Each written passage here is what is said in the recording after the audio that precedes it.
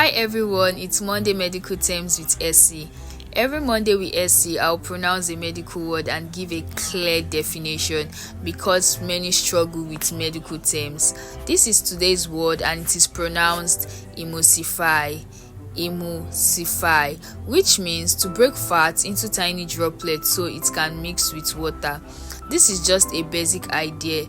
Let's go deeper for a better understanding. Have you ever wondered how your body digests fat? It is all about emulsification.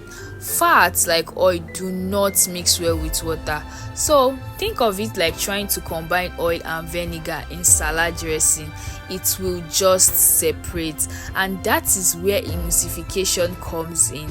It is the process of breaking down large fat globules into smaller droplets. In your body, bile, which is produced by the liver, acts as an emulsifier. Bile has both hydrophobic and hydrophilic properties that helps trap the fat and break it down. This process dramatically increases the surface area of the fat, making it much easier for enzymes like lipase to break it down. So, emulsification is key to efficient fat digestion, ensuring your body gets the nutrients it needs.